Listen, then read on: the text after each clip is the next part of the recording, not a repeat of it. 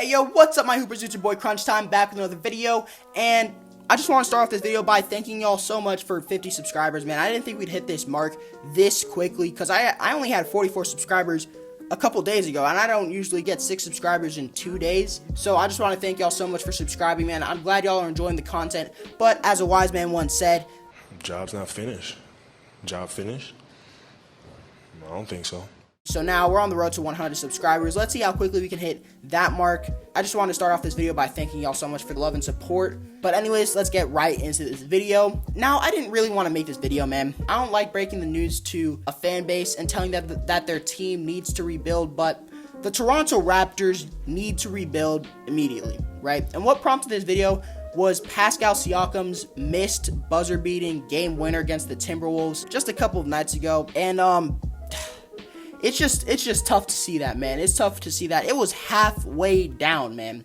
And then God just said, nah, not today. And it didn't end up going down. And that was a game-winning layup. And it was pretty wide open layup. And how many of those do you see NBA players missing, man? Not much. That's tough, man. That's tough. And it feels like that's like the third time this season that has happened to Pascal Siakam, where he's put up a game-winning shot and it's gone halfway down and come out. And so that's just tough, man. You can see the frustration on his face as he's like heading towards the bench, man. But on top of that, the Raptors as a team just aren't doing well right now, right? They're currently the 8th seed in the East, and they're struggling, man. They're struggling. They're basically fighting for a playoff spot at this point in the season, and that's what kind of prompted me to make this video, because right now, as the Toronto Raptors roster is constructed, I just don't see them doing anything impactful this season. I think it's just time to hit the reset button. But I honestly can't say I didn't see this coming when Kyle Leonard left in 2019. I remember quite a few people and quite a few Raptors fans in specific were saying that they were going to be fine even without Kyle Leonard and that they didn't really need him on his team. But I've been saying this, the NBA just doesn't work like that, right? You don't just lose a superstar and are basically the same team or are barely impacted by it. That's just not how the NBA works. Like, I don't care how good your team is constructed. If you lose a superstar, that's going to hurt quite a bit. Unless you're maybe like a super team. Maybe that's like the one exception. But still, the Raptors were not a super team by any stretch of the imagination. And you could see immediately where they were missing him last season. And even where they're missing him this season, they're still missing him, man. They just don't have that closer. They don't have that guy to put the ball in the hands of when it's a close game if they're down by 1. Or they don't have that guy who they're going to put the ball in the hands of in the clutch, right?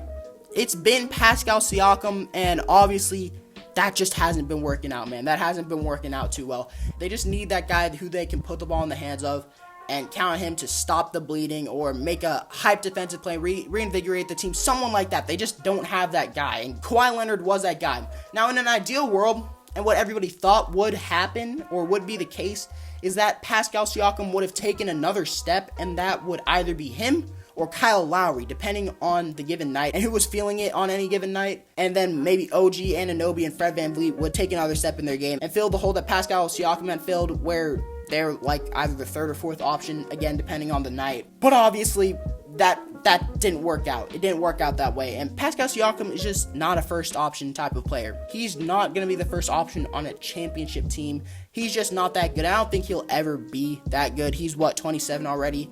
What he is what he is at this point. He's not going to really develop much more. Kyle Lowry as well, he's not going to be the first option on a championship team either. And so where the Raptors are is very concerning, and they're in a weird place. And I understand that losing Marc Gasol and Serge Ibaka hurt them, but if they weren't able to win a championship last year, they're not going to win a championship this year after losing both of those players, right?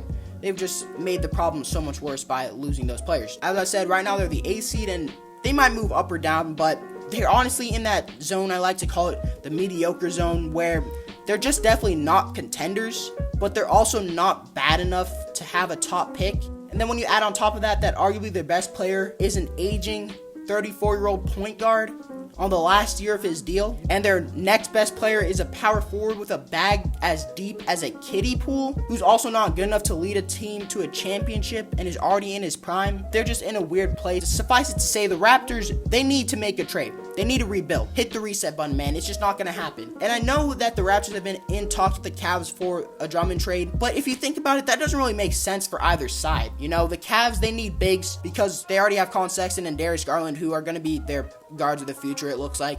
And they need to get younger to fit the timeline. The Raptors, they need to get younger because, well, for the reasons I just said, right? They just need to hit the reset button. But they also need to get a better first option player who can arguably lead a team to a championship. Nobody on the Cavs is going to be that player, so I don't know why they would even trade with the Cavs. And then they also need to acquire some draft capital. I guess that kind of goes with getting younger and hitting the reset button. But you know what I'm getting at, right? They need some picks if they're planning on being in that mediocre zone. They need some picks from another team, okay? So what's a potential trade here? With contracts that actually make sense. What, Pascal for Andre Drummond? I think maybe that makes the Cavs better, I guess. I don't really know. But that definitely doesn't make the Raptors better. It's just kind of a weird trade, I guess.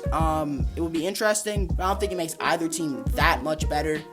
Maybe Fred VanVleet and Chris Boucher for Andre Drummond, but again, for the Cavs, that makes them a lot better, but for the Raptors, it doesn't really. So maybe the Raptors ask for some picks along with Andre Drummond, and then I think it would make that trade a bit more interesting and a bit more enticing for them. But again, that's still a weird trade. I just don't know why they would really trade with the Cavs. They need a star. They don't need a big like Andre Drummond, right? They already have Chris Boucher, who I think is fine, right? He's fine. Just keep Chris Boucher. Go after a star. Or if you need to give up Chris Boucher for a star, then sure.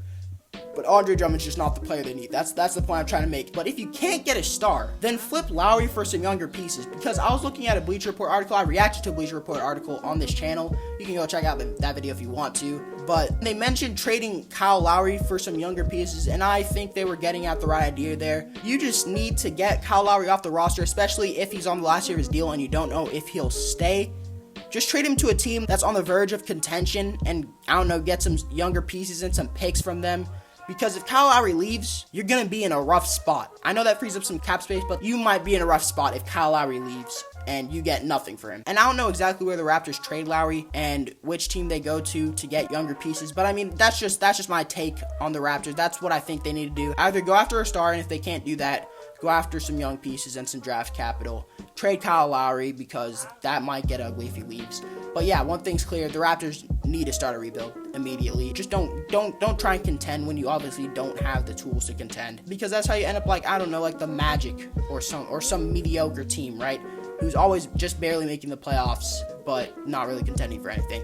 Anyways, that's my take. Let me know what you guys think in the comments down below. Are the Raptors still championship contenders that just got off to a rough start, or is it time for them to rebuild? What do you think about a potential trade, and who should they trade for? If they decide to pull the trigger on a trade, I'm really interested in what you guys have to say. But with that being said, that's all I've got for y'all today. If you like this video, then like this video. Check out some of my other content. And if you enjoyed that too, then why not subscribe, man? Like I said, we're on the road to 100 subs, so join the Crunch Gang, Crunch Squad. I don't know what I'm going to call you guys yet. Anyways, have a great day, guys. Thank you all so much again for 50 subscribers. It's been your boy Crunch Time, and I'll see you next time.